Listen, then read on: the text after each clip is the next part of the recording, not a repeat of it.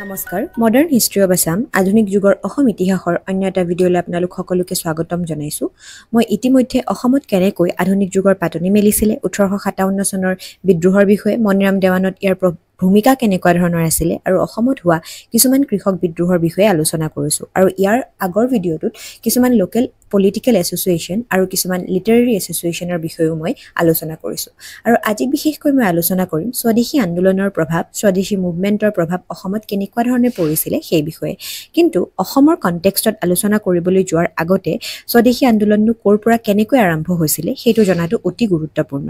বিশেষকৈ কি হৈছিলে 1905 চনত বেংগলৰ ভাইসৰয় আছিলে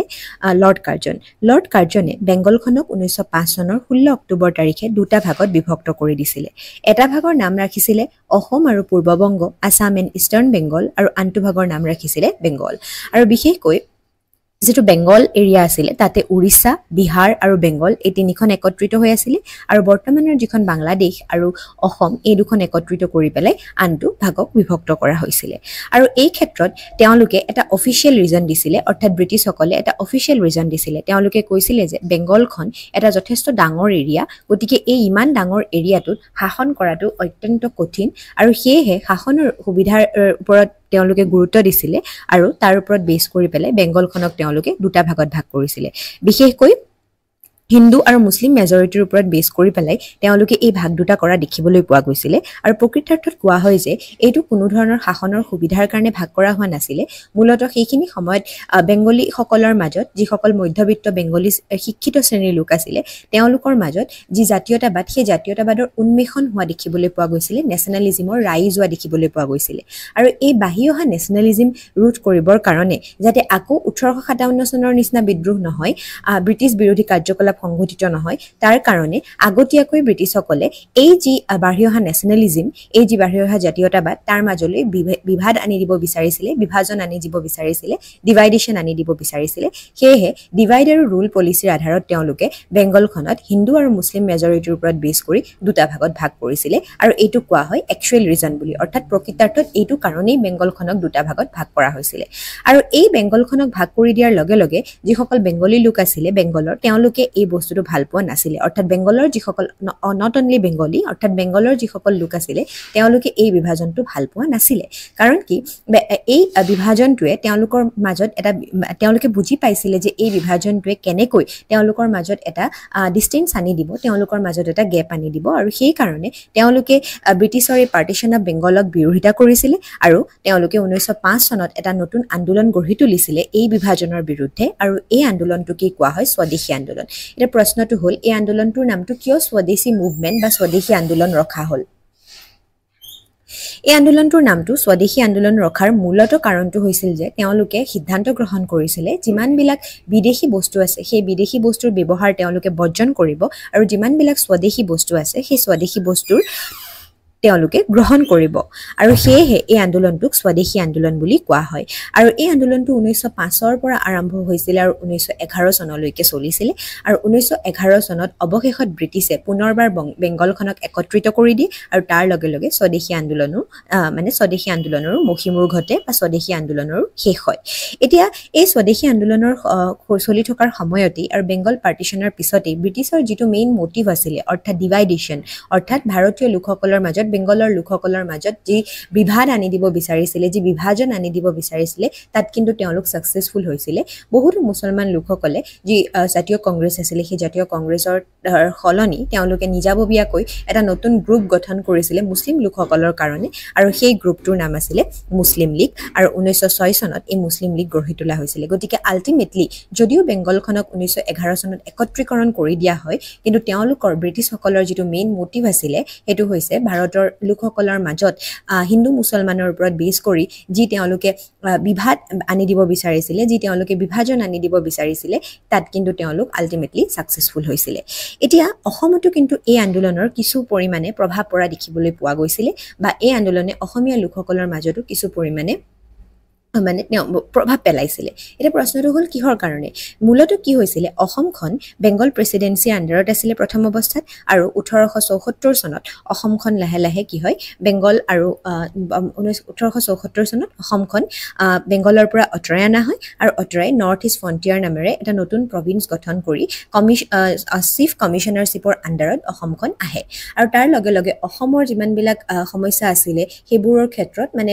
আৰু অসমৰ লগত গভৰ্ণমেণ্টৰ যেটো কানেকশন সেই কানেকশনটো তুলনামূলকভাৱে অলপমান উচৰ চাপি যায় কিন্তু 1905 চনত পুনৰ কি হয় অসমখনক মানে বেংগলৰ লগত একত্ৰিত কৰি দিয়ে আৰু যেটো বস্তু অসমীয়া লোকসকলে ভাল পোৱা নাছিলে কাৰণ কি সেই বস্তুটোৱে যে অসমৰ ৰাজনৈতিক সাংস্কৃতিক আদি দিশত কিছুমান সমস্যাৰ সৃষ্টি কৰিব পাৰে সেইটো তেওঁলোকে বুজি পাইছিলে আৰু সেইখিনি সময়ত অসমৰ উল্লেখযোগ্য সংস্থাপন আছিলে আসাম এছ'চিয়েশ্যন যেটোৰ বিষয়ে মই আগৰ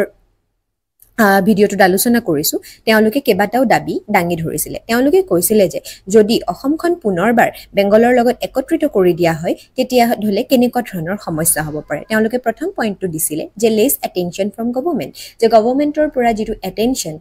ইমান দিনে অসমে পাই আহিছে যেতিয়াৰ পৰা অসমখন বেংগলৰ পৰা পৃথক হৈছে তেতিয়াৰ পৰা এতিয়ালৈকে যিমানখিনি এটেনশন গভৰ্ণমেণ্টৰ পৰা পাই আহিছে কিন্তু বেংগলৰ লগত যদি পুনৰবাৰ একত্ৰীকৰণ কৰি দিয়া হয় সেই এটেনশন বা সেই গুৰুত্বৰ পৰিমাণটো কি কমি যাব দ্বিতীয়টো হৈছে আনফেয়াৰ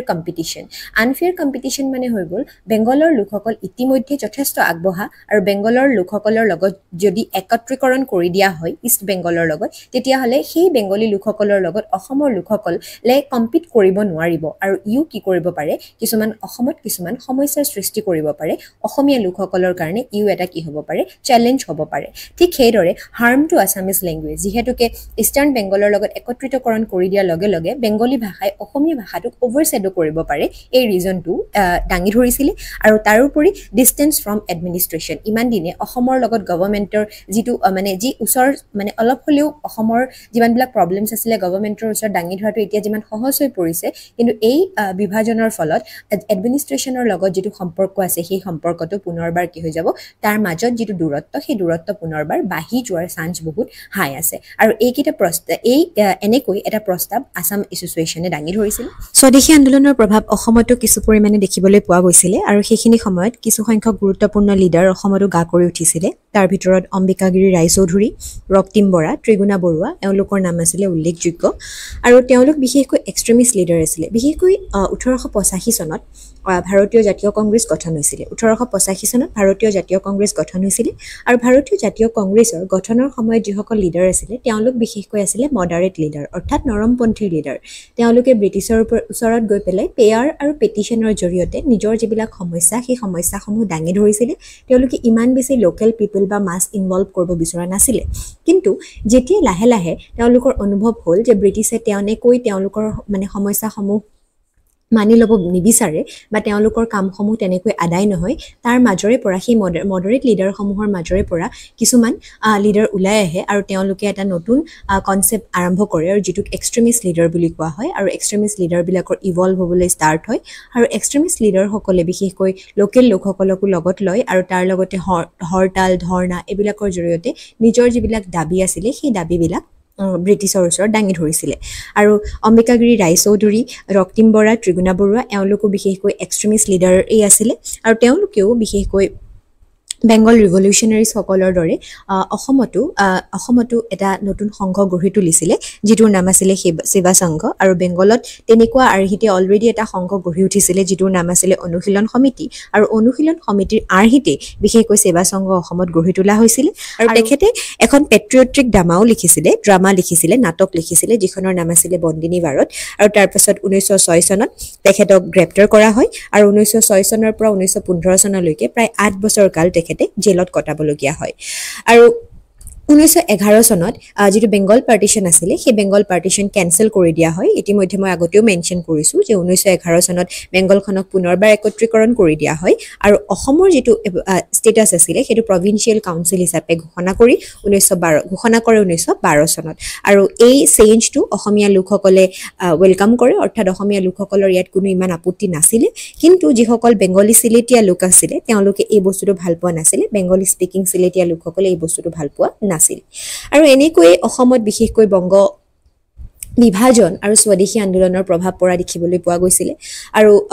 এই স্বদেশী আন্দোলনৰ প্ৰভাৱতী 1911 চনত বেংগলখনক পুনৰ একত্ৰীকৰণ কৰি দিয়া হয় আৰু অসমতো এই আন্দোলনৰ প্ৰভাৱ পৰা দেখিবলৈ পোৱা যায় কাৰণ অসমীয়া লোকসকলেও এই পাৰ্টিশ্যনটো ভাল পোৱা নাছিলে কাৰণ পাৰ্টিশ্যনৰ ফলত অসমক পুনৰবাৰ ইষ্টাৰ্ণ বেংগলৰ লগত একত্ৰীকৰণ কৰি দিছিলে যিটোৱে অসমীয়া লোকসকলৰ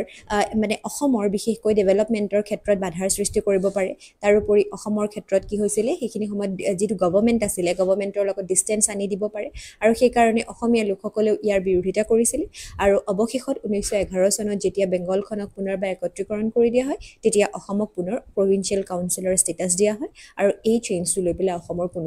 অসমৰ লোকসকলৰ কোনো ধৰণৰ প্ৰব্লেম নাছিলে এইটোৱে হৈছে অসমৰ স্বদেশী আন্দোলনৰ বিষয়ে ইমানখিনিয়ে গতিকে যদি ভিডিঅ'টো চাই ভাল পালে লাইক শ্বেয়াৰ কমেণ্ট আৰু ছাবস্ক্ৰাইব কৰি দিব তাৰোপৰি মই যিমানখিনি ভিডিঅ' ইমান দিনে বনাইছোঁ তাৰ প্লেলিষ্টসমূহৰ লিংক মই ডেছক্ৰিপশ্যন বক্সত দি দিম আপোনালোকে গৈ পেলাই চাব পাৰিব মই ইতিমধ্যে এনচিয়েণ্ট আৰু মিডিয়েবলটো গোটেই হোল কভাৰ কৰিছোঁ যিমানখিনিলৈকে সম্ভৱ আৰু তাৰোপৰি এই ভিডিঅ'সমূহৰ যিবোৰ PDF সেই PDFসমূহ মোৰ টেলিগ্ৰাম চেনেলত মই আপলোড কৰি ৰাখোঁ টেলিগ্ৰাম চেনেলটোৰ লিংকো ডেছক্ৰিপশ্যন বক্সত দিয়া আছে আপোনালোকে গৈ পেলাই চাব পাৰিব ধন্যবাদ